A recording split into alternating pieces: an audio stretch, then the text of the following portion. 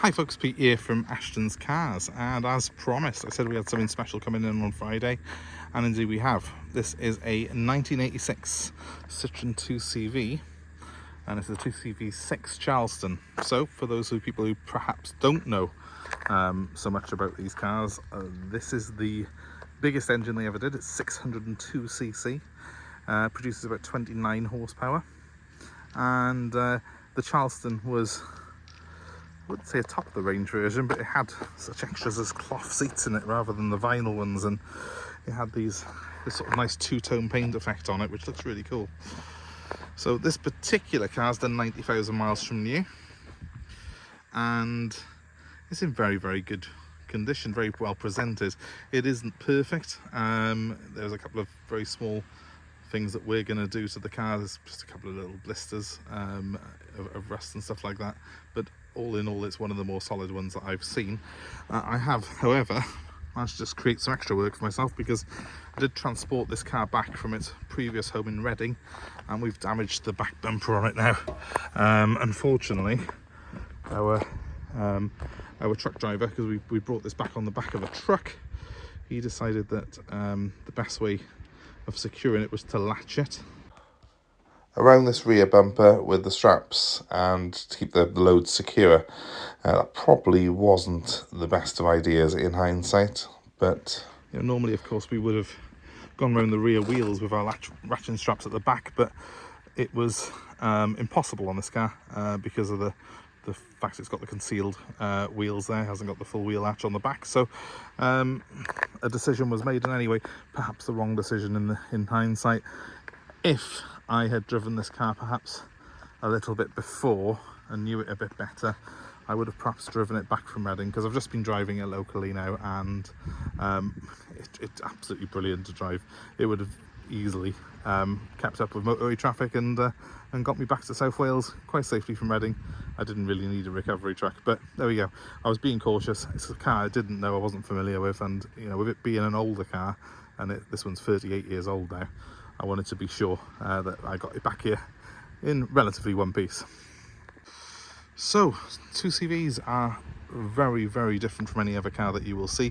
It's actually a 1930s design, the original 2CV, and it was just the plans were buried, literally buried, during the Second World War, because they didn't want the Germans to find out this design they had for a people's car.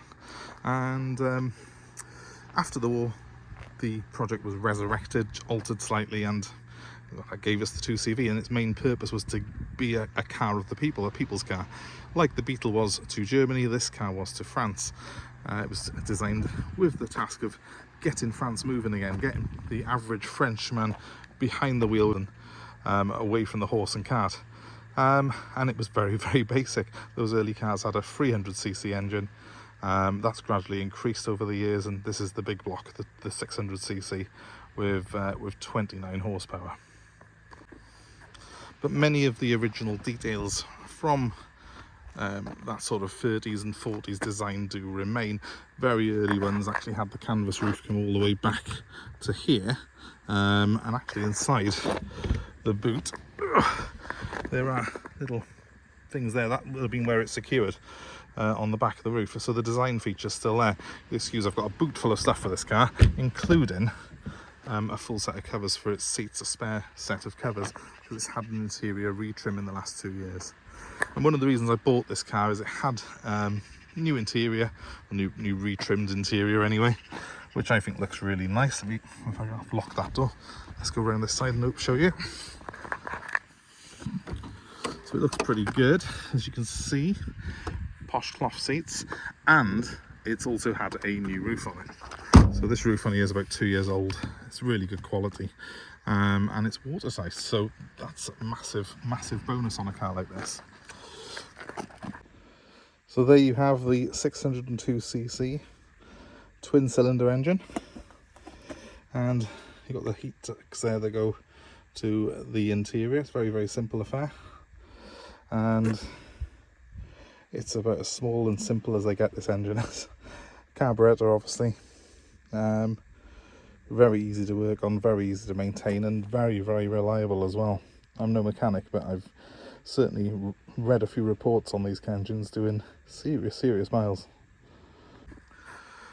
So how have I come to own this car? Well, the truth is that I bought it on eBay, and I bought it blind. I may or may not have had a few glasses of wine at the time, and it's always a bit of a worry when you buy something on eBay. Obviously, it's you don't know what you're getting. But in this case, I've been left very pleasantly surprised. It's very, very solid indeed. We've got a couple of very small blisters there, and it literally is below the surface blistering.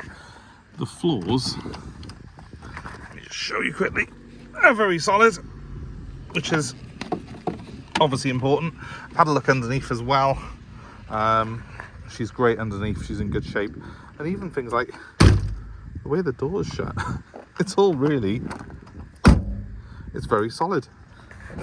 So I'm very pleasantly surprised by this car so far, and I've actually been very pleasantly surprised about the way it drives, because I'd never driven a 2CV. That's partly my reasoning in getting one, that and probably watching too much of Hubnet. If you haven't subscribed to Hubnet or you haven't seen Hubnet, it's certainly worth a watch if you're interested in these cars. He's really is an authority on them, and has one himself that he does quite a lot of content on his channel. Hadn't driven one before, knew they were quirky, wanted to have a go, because when you do this job you're driving all sorts of cars all day every day, and it's nice to sometimes jump in something a little bit different, and they just don't get much more different than this. There's nothing else like a 2CV. So here we are. But yeah, I took a bit of a gamble on it, bought it on eBay, collected it today with a transporter, and I've had my first drive of it now, my first bit of 2CV driving. As you can see, it's very sparse in here. You have got a gear lever, which is connected to a lever in the dash under the bonnet that moves the shifter on the gearbox, which is right by the engine. 4-speed, but with a dog leg first, so you pull it back. You actually go that way and towards you, that's first, and then that's second. 4-speed, and you've got the umbrella handle for a handbrake down that side. Nice big shelf though for storage, so it's actually got a bit of room in here, and believe it or not, I haven't tried this yet, you can take the back seats out and turn it into a van. Because when it was built, as I say, it was to get France moving after the war, and they needed a vehicle that wouldn't just transport people but would transport goods and even livestock to market. So it's designed with that in mind. So it's very, very practical, hugely practical. It's also famously got very unusual suspension. It actually, the more weight you put in it, the more stable it gets, because it pushes the wheelbase, elongates itself, and it is a very soft suspension, so very great ride.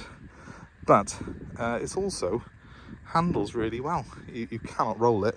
It does seem quite daunting sometimes in the corners when I've been going around the roundabout. It takes a bit of getting used to, certainly compared to modern cars. But I've been told these are extremely stable, and because they're light and they're small, they're very easy to place on the road, and they're actually quite easy to drive once you get used to them. So the driving position, certainly if you're on the larger side such as myself, is arm out the window and just chill and enjoy life. It's very, very different, very unusual, and I'm going to enjoy making a bit of content with this car. So it was more or less just to give you an initial look around. This video was. I hope it's been of interest, hope it's whetted your appetite for a bit more, because my plan with this car yet is, well, there isn't a plan. It might well go on sale. Most things do, most things have a price, as you know, here at Ashton's Cars, but I'm certainly going to enjoy it myself initially, and we will take things from there. So thanks for watching. I hope it's been of interest, I hope it's been a bit different from our normal content, and we will update you as we go with it now. First job is going to be to straighten out that rear bumper, get that looking like it did when I put it on the truck, and then we'll get it on the ramp, get it properly checked over by the workshop, and see if there's any more jobs to do on it, and we'll go from there. But it's certainly aged very well. 38 years old this car, but well, the previous owner had it under a cover in a dry garage, so obviously it's been well looked after, and they were doing a very, very low mileage in it. So yeah, to whoever owned it, it's really a credit to them. For now, I'm just going to enjoy the fact that it's quite a nice day, isn't it, for autumn, and I'm going to roll the roof back and just take my little Citroen for a drive and get used to it, and feel quite smug with myself that I think this gamble has paid off so far. It all looks very solid underneath. It all looks really good, and well, it's a fun little quirky car that really whets my appetite for this type of thing.